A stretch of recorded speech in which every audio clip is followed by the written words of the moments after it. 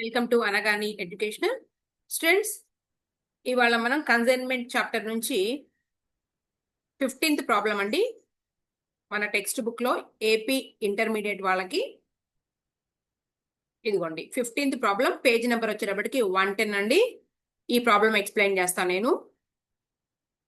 ఇదిగోండి, మీరు ఎవరైతే రేపు 11th ఎగ్జామ్ కి అటెంప్ట్ ఇవ్వబోతున్నారో, March 11, 2026 2026 సంవత్సరం పబ్లిక్ ఎగ్జామ్ కి ఎవరైతే అటెంప్ట్ ఇవ్వబోతున్నారో వాళ్ళకి ఈజీ వేలో అర్థమయ్యేటట్టు చెప్తానండి. నేను ఇంతకు ముందు కూడా కొన్ని సమ్స్ చేస్తున్నాను, అవి కూడా నేను డిస్క్రిప్షన్ లో లింక్ ఇస్తాను. ఇదిగోండి 110 పేజ్ టెక్స్ట్ బుక్ నుంచి. On January 15, 2009, Dharani of Hyderabad sent 400 bicycles to be sold on consignment to Dheeraj of Warangal. ఇక్కడ ఏమంటున్నారండి, డేట్స్ ఇచ్చారండి మనకి. ఇదిగోండి ఈ డేట్స్ మనం అకౌంట్ లో వాళ్ళు ఇచ్చారు కాబట్టి వేసుకుంటాము. కాకపోతే ఏంటంటే వాటికి మనకు అంత ప్రియారిటీ ఇచ్చి దాని గురించి టెన్షన్ పడాల్సిన అవసరం ఏం లేదు. మనకి బిల్స్ ఆఫ్ ఎక్స్చేంజ్ లో అయితే డేట్స్ చాలా ఇంపార్టెంట్ అండి. ఇక్కడ మనకి ఇంపార్టెంట్ ఏం లేదు, ఇంపార్టెన్స్ అంతగా. Total bicycles 400. ఓకేనా, మనం క్లియర్ గా కొన్ని కీ పాయింట్స్ చూసుకోవాలి. 400 బైసికిల్స్ అనేది ఇక్కడ ఇంపార్టెంట్. తర్వాత ఈచ్ బైసికిల్ వచ్చేటప్పటికి ఇదిగోండి, ఒక్కొక్క బైసికిల్ 1000 రూపీస్. ఇదిగో 1000 రూపీస్ పర్ పీస్ అన్నారు కదండి. ఒక్కొక్క bicycle 1000 rupees. Carriage and other expenses amount to 6000 rupees. 6000 రూపాయలు ఖర్చులైనవి అనమాట సైకిల్స్ పంపించేటప్పుడు. తర్వాత Dharani received the following account sales. ఇక్కడ మన ఇంకో పాయింట్ ఏంటంటే కన్సైనార్ ఎవరు, కన్సైనీ ఎవరు అనేదండి. కన్సైనార్ ఎవరు, కన్సైనీ ఎవరు, అదొకటి చూడాలి, రికగ్నైజ్ చేయాలి. ఇక్కడ కన్సైనార్ ఎవరు అంటే ధరణి. కీ పాయింట్స్ అండి, మనం మెయిన్ గా చూడాల్సిన పాయింట్స్. అలాగే కన్సైనీ ఎవరు అంటే మనకి ధీరజ్ ఆఫ్ వరంగల్. ధీరజ్. ఓకే, ఇంతవరకు అయిపోయింది. టోటల్ బైసికిల్స్ వచ్చేటప్పటికి 400. మెయిన్ కీ పాయింట్స్ అనమాట ఇవన్నీ కూడా. టోటల్ బైసికిల్స్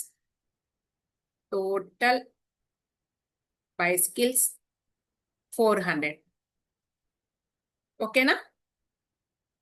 ఈచ్ వచ్చేటప్పటికి 1000 రూపీస్. ఇదిగోండి రూపీస్ 1000 అంటే మొత్తం 4 lakh రూపీస్ అనమాట పంపించినటువంటి గూడ్స్. అదైపోయింది. Expenses 6000 rupees. ఇంతవరకు మనకి 2 పాయింట్స్ వచ్చేసినాయి. అంటే కన్సైన్మెంట్ అకౌంట్ లో మనం ఈ 2 పాయింట్స్ ఫస్ట్ రాసుకుంటాం. ఎంత గూడ్స్ పంపించాడు, పంపించే గూడ్స్ మీద ఎంత ఖర్చులు అయినాయి. ఎవరి బుక్స్ లో రాసుకుంటున్నారండి, అసలు ఎవరు అసలు ఏం అడిగారు క్వశ్చన్ అనేది ఫస్ట్ ఇంపార్టెంట్. ఎప్పుడైనా మీరు ఎగ్జామ్ హాల్లో చూసుకోవాల్సింది ఏంటంటే క్వశ్చన్ పేపర్ లో ఎవరి బుక్స్ లో రాయమన్నారు, అది ఎంట్రీస్ రాయమన్నారా లేదంటే అకౌంట్ ఏమన్నారా అనేది చూద్దాం. చూడండి, pass the necessary journal entries in the books of Bhargavan and Lakshman. ఇదేంటి, ఒక్క నిమిషం అండి. ఇక్కడ భార్గవన్ అండ్ లక్ష్మణ్ అంట. మనకి ఇచ్చింది ఏంటి, ఇది వేరే సంధి. నో నో నో, ఇది ఇక్కడ పెట్టండి. భార్గవన్ లక్ష్మణ్ ఎక్కడి నుంచి వచ్చాడు, దీన్ని తీసి పక్కన పెట్టేసేయండి. ఇంతవరకు పాయింట్. ఓకేనా, మనకి ఇక్కడికి సమ్ అయిపోయింది కదా, ఆన్సర్ కూడా ఇచ్చాడు. సో మనకి prepare consignment account and account in the books of Dharani. Dharani అనేవాళ్ళు కన్సైనార్. ఇక్కడ ధరణి అనేవాళ్ళు ఎవరండి, కన్సైనార్. కన్సైనార్ బుక్ లో కన్సైన్మెంట్ అకౌంట్. తర్వాత ఇంకొకటి ఎవరు అంటే భార్గవ పేరేంటంటే రెండో వాళ్ళ పేరు ధరణి. తర్వాత ధీరజ్ అకౌంట్. ఇక్కడ ధీరజ్ అనకుండా ఓన్లీ అకౌంట్ అన్నారు, నేను రాస్తున్నాను ధీరజ్ అకౌంట్. ఇవి in the books of consignor Dharani. Okay, we have to prepare the first account name is consignment account, the second account name is Dheeraj account. Clear, అర్థమైందా? మనం కన్సైన్మెంట్ అకౌంట్ లో ఏం find out చేస్తాము, we have to find out profit or loss in consignment account. Consignment account లో profit వచ్చిందా loss వచ్చిందా అనేది మనం ఫైండ్ అవుట్ చేస్తాం. మరి ధీరజ్ అకౌంట్ లో ఏం ఫైండ్ అవుట్ చేస్తామండి, ధీరజ్ అకౌంట్ లో ఫైండ్ అవుట్ చేసేది ఏంటి అంటే బ్యాలెన్స్ ఎంత అమౌంట్ ఉంది, అంటే సరుకు అమ్మగా ఇంకా ఎంత అమౌంట్ పంపించాల్సి ఉన్నాము అనే విషయం గురించి ధీరజ్ ధరణికి తెలియజేసేటటువంటి అకౌంట్ ఏదైతే ఉందో దాన్ని ధీరజ్ అకౌంట్ అంటాం అన్నమాట. పర్సనల్ అకౌంట్ అండి. ధీరజ్ అకౌంట్ అనేది పర్సనల్ అకౌంట్, కన్సైన్మెంట్ అకౌంట్ అనేది నామినల్ అకౌంట్. ఇది గుర్తుపెట్టుకోండి. In the books of Dharani. క్లియరా, రైట్. ఇక్కడ మనకి 2 పాయింట్స్ వచ్చేసినాయి. First, goods sent on consignment 4 lakh rupees. Next expenses incurred by the Dharani అంటే కన్సైనర్ ఎక్స్పెన్సెస్ 6,000 రూపీస్. 2 పాయింట్స్ అయిపోయినాయి. థర్డ్ పాయింట్ వచ్చేటప్పటికి ఇక్కడ చూడండి ఈ పారాగ్రాఫ్ లో ఎన్ని సైకిల్ అమ్మాడు అంటే మొత్తం టోటల్ 400 బైసికల్స్ పంపిస్తే దాంట్లో ఎన్ని అమ్మాడు అనేది ఇక్కడ పాయింట్ అండి. టోటల్ గూడ్స్ అమ్మారా లేదా పార్ట్ ఆఫ్ ది గూడ్స్ చూద్దాం. ఇదిగోండి 100 బైసికల్స్ అన్నారండి. ఇక్కడ 100 అని అమ్మింది చూద్దాం. ఇక్కడ ఇంకొక లైన్ ఇచ్చారండి ఇంకో పేరాలో 150 బైసికల్స్ అంటే 100 బైసికల్స్ ఒక రేటుకి తర్వాత 150 బైసికల్స్ ఒక రేటుకి అమ్మారండి. ఇక్కడ డిఫరెంట్ డేట్స్ లో అనమాట. మనకి డేట్స్ ఏమి మనకి ఈ సమ్ లో అయితే ఏమి ఇంపాక్ట్ ఏం చూపించవు. మనకి ఇది బిల్స్ ఆఫ్ ఎక్స్చేంజ్ కాదు. So no problem. ఓకేనా. అంటే టోటల్ గా 100 బైసికల్స్ అమ్మాడు. నెక్స్ట్ 150 బైసికల్స్ అయితే టోటల్ బైసికల్స్ అమ్మాడా అంటే అమ్మలేదు. ఓన్లీ 250 బైసికల్స్ అమ్మారండి. సో ఇక్కడ ఏంటి అంటే పంపిన 400 సైకిళ్లలో 250 పోతే ఇంకా రిమైనింగ్ ఎన్ని గూడ్స్ ఉన్నాయి అనే దాని గురించి కూడా మనం క్యాలిక్యులేట్ చేయాలి. దాన్నే ఏమంటారు అంటే కన్సైన్మెంట్ స్టాక్ అంటారు. రైట్. సరే చూద్దాం. 100 బైసికల్స్ వచ్చేటప్పటికి ఈచ్ బైసికల్ 1450 అంట ఈచ్ బైసికల్. తర్వాత 150 బైసికల్స్ వచ్చేటప్పటికి ఈచ్ బైసికల్ 1400 రూపీస్ అంట ఇలా అమ్మారు. కమిషన్ వచ్చేటప్పటికి నో చేంజ్ అండి. కమిషన్ 5%. ఇదిగోండి కమిషన్ అక్కడ అయినా 5%, ఇక్కడ కూడా 5%. అది అర్థమైపోయింది. ఓకేనా. మరి ఎక్స్పెన్సెస్ ఏంటి? Okay, the expenses incurred by the consignee expenses ఇదిగోండి 3,750 అలాగే 2,900 ఈ రకంగా ఉన్నాయండి ఎక్స్పెన్సెస్. క్లియరా. ఇవి రెండు కూడా ధీరజ్ ఎక్స్పెన్సెస్. ధీరజ్ అంటే ఎవరండి? Who is Dheeraj?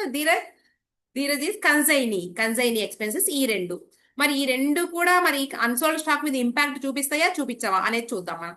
రైట్. ఇప్పుడైతే మనం ఏం చేద్దాము, అకౌంట్ వేద్దామండి. మనల్ని ఏం అడిగారు అనేది క్వశ్చన్ పేపర్ మనకి ఇంపార్టెంట్. ఫస్ట్ చూసేది మీరు అదే. సరే రైట్ స్టార్ట్ చేద్దాం. చూడండి సమ్. ఓకే, అకౌంట్ వేద్దాము.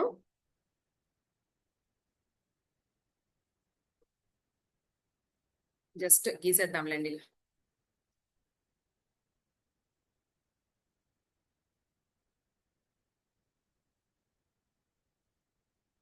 నీట్ గా లేదు కదా. నీట్ గా లేదు. లైన్ డ్రా నీట్ గా డ్రా చేయాలి.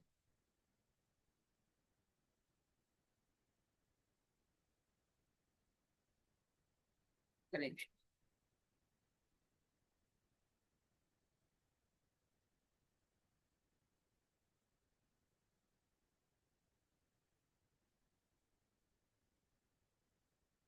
Lines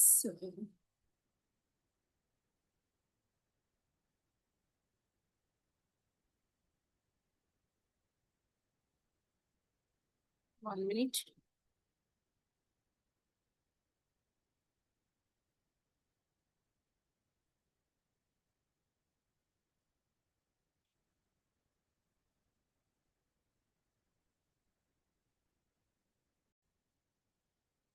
Okay.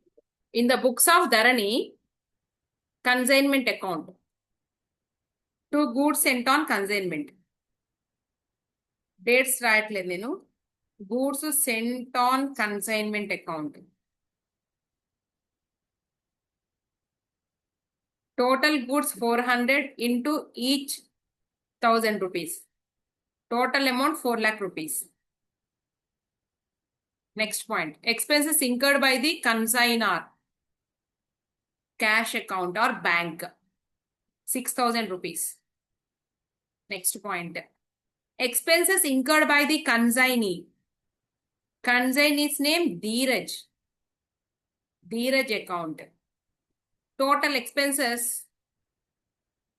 1450. 1450 అనేది ఇక్కడ sale value. 3,750 or expenses. 100 bicycles మీద పెట్టిన ఎక్స్పెన్సెస్ 3,750. 150 బైసికల్స్ వచ్చి 2,900. So 3,750 2,900. 3,750 plus 2,900 total amount 6,650 rupees. 6,650 rupees. Right. Next, by sales. Sale amount Dheeraj దగ్గర ఉంది కాబట్టి Dheeraj account put in the bracket sales. Okay, working notes లోకి వచ్చేద్దాం మనం. 100 bicycles, each bicycle sold at 1450. 150 bicycle, each bicycle sold at 1400. So 100 into 150 into 100 into 1450, 100 into 1450. Next 150 into 1400. 1450 zeros, 2 zeros. 1,45,000. Next 0 0 0. 14 5s are 70. 0 7. 14 1s are 14. 21. 2,10,000 rupees. Total sales వచ్చేటప్పటికి 0,0,0,5,5. 3,55,000 rupees total sales. 3,55,000 rupees. Next, commission on total sales. Commission, Dheeraj account. Bracket lo commission. These are expenses. Expenses incurred by the consignee. Okay, commission. 5% of sales. 3,55,000 మీద 5%. ఇక్కడ calculate చేద్దాం. 3,55,000 into 5/100. 0 0 cancel. 5 తో multiply చేయండి. దీని మొత్తాన్ని కూడా 5 తో multiply చేస్తే 5 zeros, 5 5s are 25, 2, 5 are 25, 27, 2, 5 3s are 15, 17. 17,750 rupees commission. 17,750 rupees commission. Okay, next point. ఇక్కడ చూడండి, మ్యాచింగ్ కాన్సెప్ట్ ప్రకారం చూద్దాము. Total goods are 400. Total goods అంటే టోటల్ బైసికల్స్ 400 అయితే వీళ్ళు సేల్ చేసిన బైసికల్స్ ఒకసారి 100, ఇంకొకసారి 150. అంటే మొత్తం మీద 250 బైసికల్స్ వీళ్ళు సేల్ చేశారు. అంటే మ్యాచింగ్ కాన్సెప్ట్ మనం అప్లై చేయాలి. ఎప్పుడు కూడా correct profit or loss ascertain చేయాలి అంటే మ్యాచింగ్ కాన్సెప్ట్ అప్లై చేయాలంటే ఎన్ని గూడ్స్ అయితే టోటల్ గూడ్స్ కి ఇక్కడ మ్యాచ్ అవ్వాలి. కానీ ఇక్కడ ఎంత మ్యాచ్ అవుతుంది? ఓన్లీ 250ని. అంటే రిమైనింగ్ 150ని మనం ఏం చేయాలి అంటే కన్సైన్మెంట్ స్టాక్ గా రికగ్నైజ్ చేయాలి. Unsold stock, consignment stock account. Unsold stock అంటే అమ్మకము కాకుండా మిగిలినటువంటి సరుకుని వాల్యూ చెయ్యాలి. So working notes, working notes, calculation of unsold stock. Okay, total goods 100 కదా, రైట్? 100 లో ఎన్ని అమ్మారు చూసుకోండి. ఇదిగోండి టోటల్ గూడ్స్ సెంట్ 400. ఎన్ని అమ్మారు? టోటల్ గూడ్స్ అమ్మింది 100 ప్లస్ 150, 250. సో రిమైనింగ్ 150 గూడ్స్ రాద్దాం. Remaining goods 150. ఇది ఓన్లీ ఏంటంటే నంబర్ అంతే. ఇప్పుడు మనం వాల్యూ కనుక్కోవాలి. ఇక్కడ పక్కకు వచ్చేద్దాం.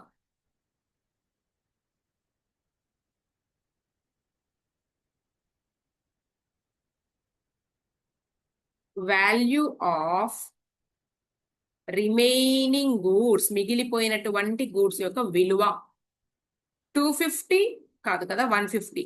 150 ఇంటూ ఈచ్ బైసికిల్ ఎంతకి పంపించారు అనేది, ఎంతకి ఇన్వాయిస్ చేశారు. ఇన్వాయిస్ చేయడం అంటే ఏంటంటే 1000 రూపీస్కి పంపించారు అని చెప్తున్నారు ఇక్కడ, 1000 రూపీస్కి. సో దాంతో క్యాలిక్యులేట్ చేయండి, దాంతో మల్టిప్లై చేయండి. 150 ఇంటూ 1000, అంతేగాని సేల్ వాల్యూతో కాదు.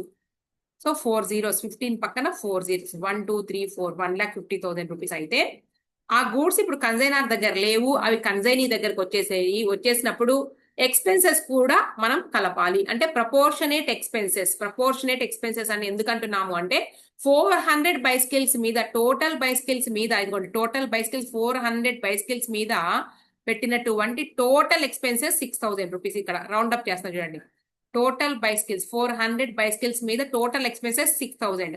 ఇక్కడ కన్సైనర్ ఎక్స్పెన్సెస్ తీసుకోవాలా లేదా ఇద్దరివి తీసుకోవాలా అంటే మనకి కన్సైనర్ ఎక్స్పెన్సెస్ మనకి క్లారిటీగా ఇవ్వకపోయినా కూడా టోటల్ ఎక్స్పెన్సెస్ ఏది అనేది ఇవ్వకపోయినా, ఒకవేళ ఇచ్చినా క్యారేజ్ అలాగే ప్యాకింగ్ ఎక్స్పెన్సెస్ అలా క్లారిటీ ఇచ్చినా ఇవ్వకపోయినా కానీ ఎక్స్పెన్సెస్ అంటే 6000 రూపీస్ కూడా టోటల్ ఎక్స్పెన్సెస్ ని మనం తీసుకుని దాంట్లో ప్రపోర్షనేట్ ఎక్స్పెన్సెస్ చూడాలి. వీటిని ఏమంటారు అంటే non recurring expenses. Non recurring expenses incurred by the consignor. మరి కన్సైనీ విషయం వచ్చేటప్పటికి చూసుకోవాలండి అసలు ఏమన్నారు.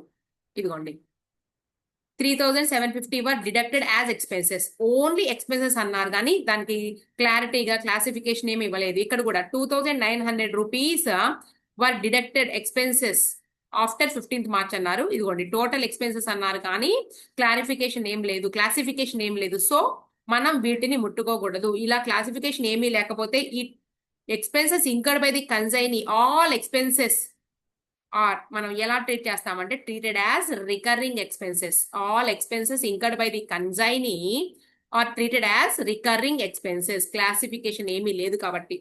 ఒకవేళ క్లాసిఫికేషన్ ఉంటే తీసుకోవాలి. ఏవి మాత్రమే తీసుకోవాలి అంటే దారిలో ఉన్నటువంటి ఖర్చులన్నీ తీసుకోవాలి. అంటే అప్ టు ద గోడౌన్ కి రీచ్ అయ్యేదాకా దారిలో పెట్టిన ఖర్చులన్నీ తీసుకోవాలి. ఇదిగోండి నాన్ రికరింగ్ ఎక్స్పెన్సెస్ గురించి లిస్ట్ ఇస్తున్నా ఇక్కడ మీకు, చాలా ఇంపార్టెంట్. నాన్ రికరింగ్ ఎక్స్పెన్సెస్ ఏంటంటే ఇదిగోండి loading unloading charges, loading unloading okay expenses, octroi freight charges, octroi freight, మళ్ళీ వీడు గోడౌన్ కి తీసుకురాకుండా ఉన్నంత వరకు అనమాట. అంటే ఇన్సూరెన్స్ ఇన్ ట్రాన్సిట్ తీసుకోవాలి. అంటే దారిలో సరుకులు ఏమైనా నష్టం జరుగుద్దేమోనని ఇన్సూరెన్స్ చేస్తారు. అంతేగాని ఇన్సూరెన్స్ ఇన్ గోడౌన్ తీసుకోకూడదు, గోడౌన్ రెంట్ తీసుకోకూడదు. అర్థమవుతుందా? అలాగే కస్టమ్స్ క్లియరింగ్ చార్జెస్ తీసుకోవాలి. ఒకవేళ ఇస్తే కస్టమ్స్ క్లియరింగ్ చార్జెస్ తీసుకోవాలి. Loading unloading, octroi freight, insurance in transit and next ఏంటి మనకి కస్టమ్స్ క్లియరింగ్ చార్జెస్ ఇంతవరకు తీసుకుంటాము. అంతేగాని మరి ఏమి తీసుకోకూడదు? ఇవన్నీ తీసుకోగలిగినవి ఎవరి విషయంలో? కన్సైనీ విషయంలో. In the point of consignee okay these are all non recurring expenses. మరి రికరింగ్ ఎక్స్పెన్సెస్ వచ్చేటప్పటికి నీకు ఇన్సూరెన్స్ ఇన్ గోడౌన్ అంటే దారిలో ఉన్నప్పుడు చేసినటువంటి ఇన్సూరెన్స్ తీసుకోవాలి కానీ గోడౌన్ ఇన్సూరెన్స్ తీసుకోకూడదు. ఇన్సూరెన్స్ ఇన్ గోడౌన్ తీసుకోకూడదు. ఓకేనా? ఇంకా గోడౌన్ రెంట్, అలాగే సెల్లింగ్ ఎక్స్పెన్సెస్, అడ్వర్టైజ్మెంట్ ఎక్స్పెన్స్, ఇవన్నీ కూడా సెల్లింగ్ ఎక్స్పెన్సెస్ కిందకే వస్తాయి అనమాట. ప్రమోషన్ చేయడానికి ఏమైనా ఎక్స్పెన్సెస్, గోడౌన్ ఎక్స్పెన్సెస్, గోడౌన్కి వచ్చినాక ప్యాకింగ్ కానీ ఏవి కూడా తీసుకోకూడదు. వీటిని రికరింగ్ ఎక్స్పెన్సెస్ అంటారు. నాన్ రికరింగ్ ఎక్స్పెన్సెస్ తీసుకోవాలి. అసలు ఏం క్లారిటీకి ఇవ్వలేదండి, క్లాసిఫికేషన్ ఏం లేదు అన్నప్పుడు అవన్నీ కూడా రికరింగ్ ఎక్స్పెన్సెస్. సో తీసుకోవద్దు. ఎప్పుడు సమ్లో తీసుకోవాలి కానీ మనం తీసుకోకూడదు వాల్యూ చేసేటప్పుడు అన్సోల్డ్ స్టాక్ వాల్యుయేషన్ లో తీసుకోకూడదు. సో మళ్ళా వచ్చేసేంటి పాయింట్కి. Value of remaining goods 150 into 1000 1,50,000 add non recurring expenses. ఎవరి అండి? Non recurring expenses incurred by consignee. ఆయన పేరేంటి అంటే ధరణి. ఇవి మాత్రమే తీసుకోవాలి. రైట్? 6000 ఎక్స్పెన్సెస్ చేశాడు. ఎన్ని గూడ్స్ కి 6000 అనేది ఇక్కడ నా పాయింట్. 400 బైస్కిల్స్ కి 6000 రూపీస్ అయితే ఓకే రిమైనింగ్ 150కి ఎంత? దీన్నే ప్రపోర్షనేట్ అంటారు. నేను ఫార్ములాస్ ఏం చెప్పను, నేను ఇలాగే చెబుతా. So remaining 150 by total goods 400 into expenses 6000. ఇప్పుడు చూడండి మళ్ళీ చేద్దాం. Okay 150 by 400 into 6000. 4 15s 60 అయిపోయిందా? ఇక 15 into 15 225. 225 కి ఇంకో 0 యాడ్ చేయండి అంతే. 2250 రూపీస్. అర్థమవుతుందండి? ఈ 150ని ఈ 15తో ఇదిగోండి 150ని 15తో మనం మల్టిప్లై చేస్తే 2250 వచ్చింది. ఇక యాడ్ చేసేస్తే 1,52,250 రూపీస్. దీన్ని ఏమంటారు అంటే కన్సైన్మెంట్ స్టాక్ అంటారు. కన్సైన్మెంట్ స్టాక్ దీన్ని తీసుకొచ్చేసి ఇక అప్లై చేస్తే అయిపోయింది. ఇదిగోండి to consignment stock account 1,52,250 rupees. అంతేనా? మనకు ఒకసారి చూసుకోండి, చెక్ చేసుకోండి. 1,52,250 రూపీస్. ఇలా చేయాలండి సమ్. ఇంకా అయిపోయింది. మొత్తం మనం క్రెడిట్ సైడ్ అమౌంట్ ఒకసారి యాడ్ చేద్దాం. 257 550 5,07,250 5,07,250 రూపీస్ లో నుంచి ఈ టోటల్ అమౌంట్ తీసేద్దాం. ఇదిగోండి డెబిట్ సైడ్ ఉన్న ఈ అమౌంట్స్ తీసేస్తే 4,06,650 అంటే అక్కడికి 4,12,650. ఇదిగోండి 4,12,650. Next 17,750 rupees.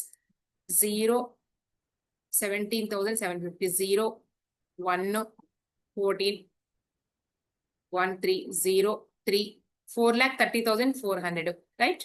Debit side amount తీసేద్దాం, డిడక్ట్ చేద్దాం. 5,07,250 రూపీస్ మైనస్ 4,30,400 రూపీస్. 0 5 8 6 7 1,76,850 అంట. 1 lakh ఎక్కడ ఉంది? ఇంకా ఇక్కడ వెళ్ళిపోయింది కదా. 76,850 రూపీస్ అండి, అంతే. 76,850 ప్రాఫిట్. 76,850 రూపీస్ టు ఇది కమిషన్ టు P&L అకౌంట్. నేను డేట్స్ ఏం వేయలేదు, మీరు డేట్స్ వేసుకుని చేయండి. ఇదిగోండి ఇలా రౌండ్ అప్ అయితే ఎగ్జామ్ లో చేయకూడదు, మీకు హైలైట్ చేయడానికి ఇలా చేస్తాను. అయిపోయిందా? 76,850. ఇప్పుడు మనం ధీరజ్ అకౌంట్ లో ఏం లేదండి. ధీరజ్ ఎక్కడెక్కడ ఉన్నాడో చూసేసేయండి. ఇదిగోండి సేల్ అమౌంట్, అవునా? ఇక్కడ రైట్ కొట్టాను చూడండి. ఇదిగోండి ఇది ఒక అమౌంట్.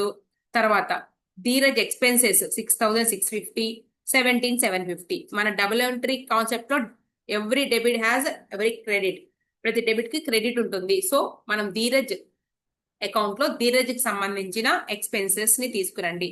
6,650. కమిషన్ వచ్చేటప్పటికి 17,750. సేల్స్ వచ్చేటప్పటికి మనకి total sales 3,55,000 rupees. 3,55,000 rupees. Bill ఏమి లేదండి, మనకి బిల్ ఉంటే కనుక దానిని కూడా మనం ఇక్కడ రాసుకుంటాం. బై కన్సైన్మెంట్ అకౌంట్ లో నుంచి తెచ్చావు కాబట్టి consignment account by consignment account. Next to consignment account. ఇదేంటండి? సేల్స్. దేని దానికి రాస్తున్నాను, మీకు కన్ఫ్యూజ్ అవ్వకుండా. ఇదేంటి? ఎక్స్పెన్సెస్. ఇది కమిషన్. ఇంతే. ఒకవేళ బిల్ ఉంటే బిల్స్ రిసీవబుల్ అని ఇక్కడ రాస్తాం, లేదు కాబట్టి తీసేసేయండి పాయింట్. టోటల్ అమౌంట్ వచ్చేటప్పటికి 0,0,4,1,4 24,400 రూపీస్. అంతేనా? 24,400 రూపీస్. ఓకే. నెక్స్ట్ సారీ, మనకి సేల్ అమౌంట్ రాసుకోవాలి కదండి. First sale amount 3,55,000 rupees. 3,55,000 rupees. ఇది వచ్చేటప్పటికి 24,400. సో 3,50,000 మైనస్ 24,400 వచ్చింది. 24,400. 0 0 6 4 0 3 3,30,300 600. 3,30,600 రూపీస్ పై ఇక్కడ ఏమన్నా ఇచ్చారా అంటే రిమైనింగ్ అమౌంట్ సేల్ చేయగా వచ్చినటువంటి అమౌంట్ ని ఏం చెప్పారనేది ఇక్కడ పాయింట్ చాలా ఇంపార్టెంట్. చూద్దాం. ఒక నిమిషం. Dharani received the following account sales expenses deduct చేసుకున్నారు. ఇక్కడ ఏం అనలేదండి, మనకి ఎట్లా చేశారు, క్లియర్ అయ్యిందా లేదా అనేది ఏమి ఇవ్వలేదు. సో మనం balance carry down broad down గా రాసుకుంటే అయిపోతుంది, అంతే. ఒక్కొక్కసారి ఏంటంటే బ్యాంక్ డ్రాఫ్ట్ గా క్లియర్ అయ్యింది అంటారు, ఏం అనలేదు కాబట్టి బై బ్యాలెన్స్ క్యారీ డౌన్. ఇదండి ఆన్సర్. ఓకేనా? ఇదొకటి ఆన్సర్. నీకు మెయిన్ కావాల్సింది ఇక్కడ రైట్ కొట్టాను, ఇదొకటి. నెక్స్ట్ కన్సైన్మెంట్ స్టాక్ ఉంది కదా, మనం ఇక్కడ ఫైండ్ అవుట్ చేసాం కదా కన్సైన్మెంట్ స్టాక్, ఇదొకటి. ఈ మూడు చాలా చాలా ఇంపార్టెంట్ ఈ సమ్లో. ఇంతే. ఇదిగోండి డేట్స్ ఇవన్నీ వేయలేదు కదా మనం. ఒకసారి మీకు ఆల్రెడీ ఎగ్జాంపుల్ ప్రాబ్లమ్స్ లో డేట్స్ ఎలా ఇచ్చారో చూపిస్తాను, దాని ప్రకారం మీరు రాసుకోండి. పెద్ద విషయం ఏం కాదు డేట్స్ రాసుకోవడం అనేది. ఏదైనా సమ్ లో ఇస్తారు కదా, నేను అది చూపిస్తాను మీకు. ఇదిగోండి డేట్ కాలం ఇచ్చారు కదండి, అది ఏదైనా సమ్ లో చూపిస్తాను మీకు, దాన్ని బట్టి డేట్ రాసుకోండి. ఇదిగోండి డేట్ అన్నారు కానీ ఇక్కడ సమ్ లో ఉంటేనేమో డేట్ రాస్తాము, లేకపోతే మాత్రం వదిలేసేయండి. నేనైతే డేట్ కాలం తీసేసి చెప్పాను. ఇదిగో.